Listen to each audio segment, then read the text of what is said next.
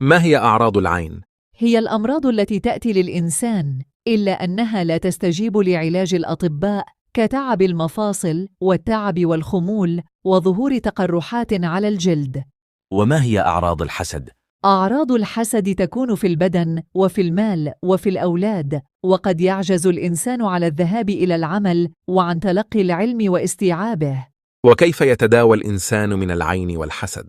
بالرقية الشرعية تقرأ على المريض وتقرأ على الماء ويشرب منه المريض ثم يغتسل به إذا كان لم يعرف العائن. وماذا إذا كان العائن معروف؟ يقوم العائن بالاغتسال أو الوضوء ثم يغتسل به المعين. وعندما رقى جبريل النبي صلى الله عليه وسلم عندما سحر، ماذا قال له؟